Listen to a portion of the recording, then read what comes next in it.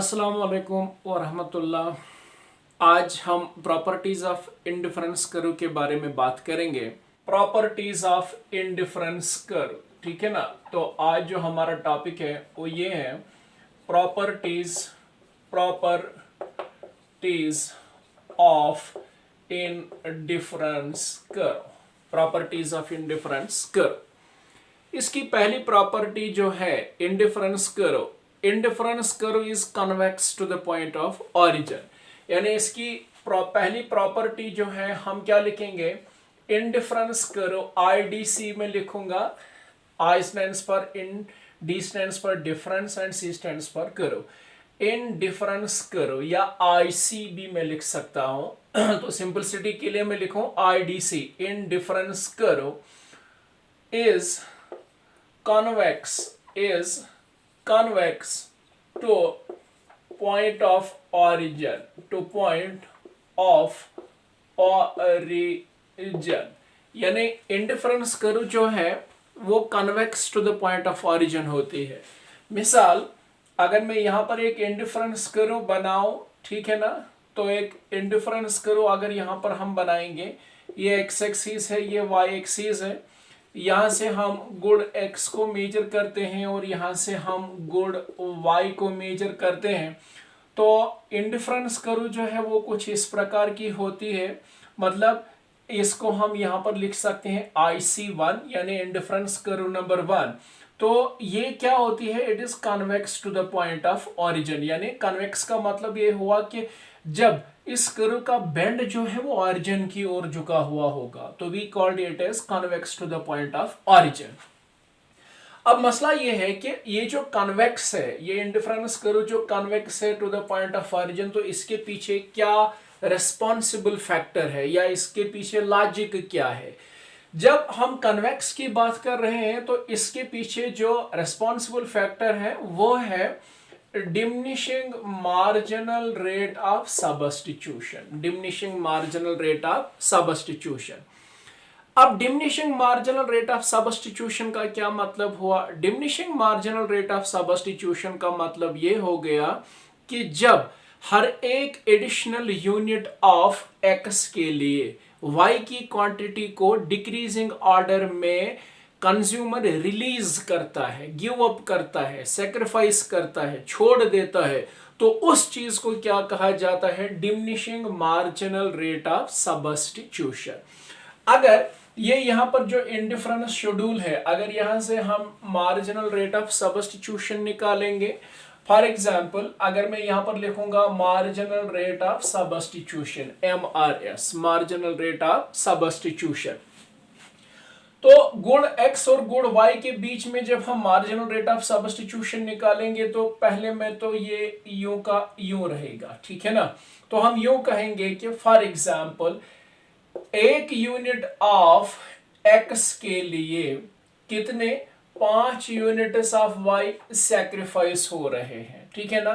फिर हम लिख सकते हैं एक और एडिशनल यूनिट ऑफ x के लिए 4 यूनिट्स ऑफ y सैक्रिफाइस हो रहे हैं। फिर हम लिख सकते हैं एक और एडिशनल यूनिट ऑफ x के लिए 3 यूनिट्स ऑफ y सैक्रिफाइस हो रहे हैं। फिर हम लिख सकते हैं कि एक और एडिशनल यूनिट ऑफ x के लिए 2 यूनिट्स ऑफ y सैक्रिफाइस हो रहे हैं।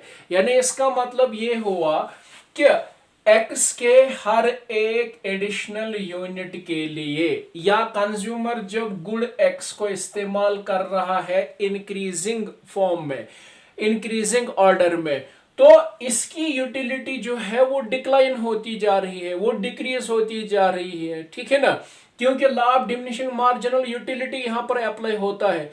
तो उस डिमिनिशिंग मार्जिनल रेट या उस डिमिनिशिंग यूटिलिटी की बदौलत, उसके बिना पर, ठीक है ना, कंज्यूमर जो है वो गुड y के लेसर एंड लेसर यूनिट्स को सैक्रिफाइस कर रहा है हर एक एडिशनल यूनिट ऑफ x के लिए। अब ये बात यहां पर समझ गए?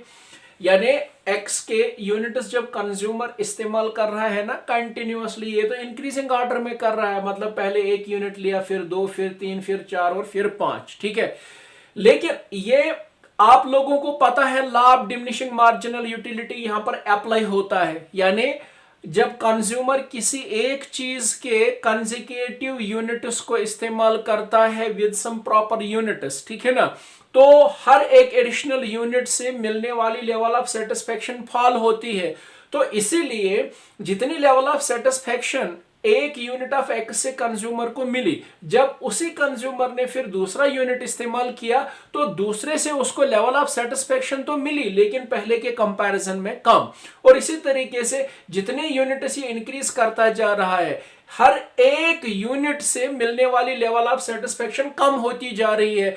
तो इसलिए कंज्यूमर जो है वो lesser and lesser units of good Y sacrifice कर रहा है हर एक एडिशनल यूनिट ऑफ एक्स के लिए। तो बस इसी चीज को क्या कहा जाता है, मार्जिनल रेट ऑफ सब्स्टिट्यूशन। लेकिन जब हम यहां पर इसका ऑर्डर देख रहे हैं 5 4 3 2, तो ये कौन सा ऑर्डर है, डिक्रीजिंग ऑर्डर है, यानी पहले बहुत ज्यादा है, फिर उससे कम, फिर उससे कम और फिर उससे कम।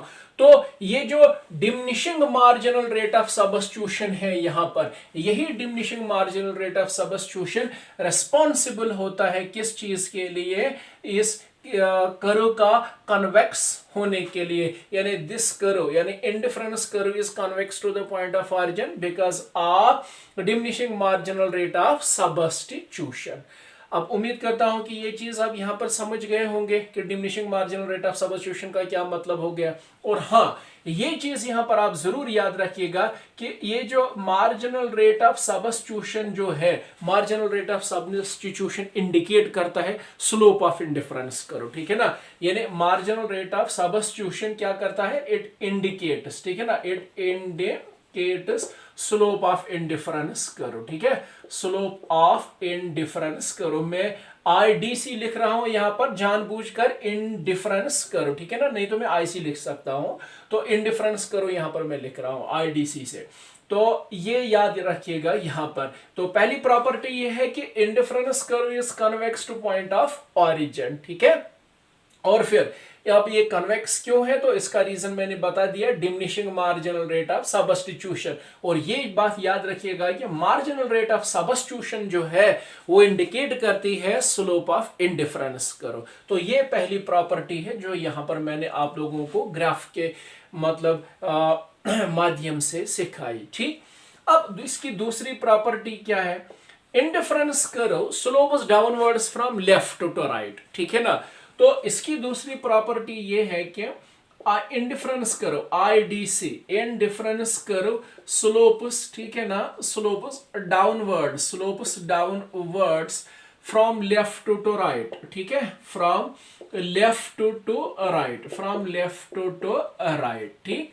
Just like demand curve, indifference curve भी क्या डाउनवर्ड स्लोप होती है फ्रॉम लेफ्ट टू राइट। मसलन अगर हम यहां पर एक इंडिफरेंस कर्व बनाए तो इंडिफरेंस कर्व इस प्रकार से बनती है, ठीक है। यहां से अगर आप गुण x को मेजर कर रहे हो और यहां से अगर आप गुण y को मेजर कर रहे हो, ठीक है, तो ये इंडिफरेंस कर्व यहां पर बन गई, ठीक है, x एक्सिस है, ये y एक्सिस है, ठीक, और ये ऑरिजिन है। तो ये जो डाउनवर्ड स्लोप यहां पर होती है, तो डाउनवर्ड स्लोप का मतलब ये हुआ कि असल में ये इंडिफरेंस कर्व शेड्यूल के आधार पर बनी हुई होती है, यानी एक चीज की क्वांटिटी को इंक्रीज करने के लिए दूसरी चीज की क्वांटिटी को डिक्लाइन करना पड़ता है, जिसको हम ट्रेड ऑफ बोलते हैं, या हम बोलते हैं कि there is inverse relationship between the two goods, ठीक है ना। और वो क्यों एक चीज की क्वांटिटी को इंक्रीज करने के लिए दूसरी चीज की क्वांटिटी को डिक्रीज कर रहा है, ताकि लेवल ऑफ सेटिस्फेक्शन जो है वो सेम रहे, ठीक है ना। तो ये इसी के बुनियाद पर, इसी इनवर्स रिलेशनशिप की बुनियाद पर, इसी चीज के आधार पर कि एक चीज की क्वांटिटी को इंक्रीज तभी किया जा सकता है जब वो दूसरी चीज की क्वांटिटी को डिक्रीज करेगा, ठीक है ना। तो जब डिक्रीज करेगा तो तब जाके वो पहले वाली चीज को इंक्रीज कर पाएगा। ये इंक्रीज और डिक्रीज इसलिए किया जा रहा है ताकि जो लेवल ऑफ सेटिस्फेक्शन जो है वो सेम रहे, वो इक्वल रहे, ठीक है ना। तो इसलिए कि इन दोनों के बीच में क्या है ना, इनवर्स रिलेशनशिप या ट्रेड ऑफ जिसको हम बोलते हैं, सिचुएशन यहां पर देखने को मिलती है। क्योंकि हमने एग्जाम्पल में गुड x लिया और गुड y, ठीक है ना, तो x की क्वांटिटी को इंक्रीज करने के लिए, ठीक है ना, y की क्वांटिटी को कम करना पड़ रहा है। जैसे हमने वहां पर देखा, पहले 15 था और फिर 10 हो गया, फिर 6 हो गया, फिर 3 हो गया। तो इसकी क्वांटिटी को यहां से डिक्रीज किया जा रहा है और इसकी क्वांटिटी को इंक्रीज करने के लिए। तो इन दोनों के बीच में ये जो ट्रेड ऑफ है, ये जो इनवर्स रिलेशनशिप है, इसके आधार पर ये कर्व जो है slopes downwards from left to right. ये एक और प्रॉपर्टी है इंडिफरेंस कर्व। ठीक, एक और चीज है यहां पर प्रॉपर्टी इंडिफरेंस कर्व की।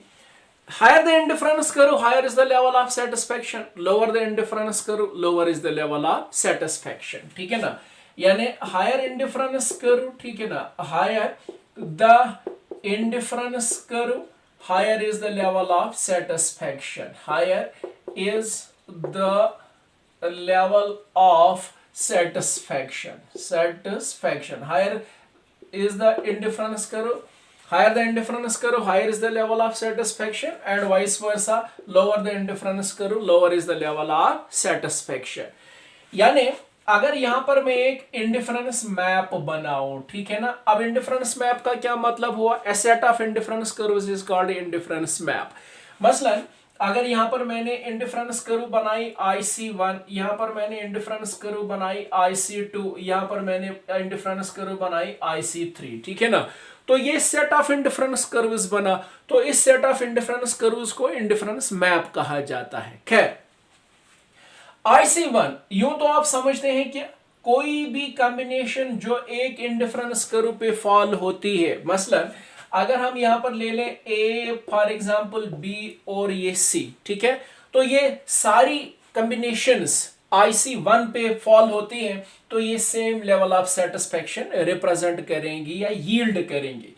इसी तरीके से अगर यहां पर हम लेते हैं A1 फॉर एग्जांपल, ये B1 और फॉर एग्जांपल ये C1, तो ऑब्वियसली हायर ये IC2 पर है, मतलब IC2 हायर है IC1 से। तो इसका मतलब ये हुआ कि IC2 पे A1, B1 एंड C1 ये same level of satisfaction yield करेंगी। लेकिन IC2 की हर कॉम्बिनेशन IC1 के हर कॉम्बिनेशन के कंपैरिजन में greater level of satisfaction provide करेगी। तो तभी हम कहते हैं higher the indifference curve, higher is the level of satisfaction, या lower the indifference curve, lower is the level of satisfaction.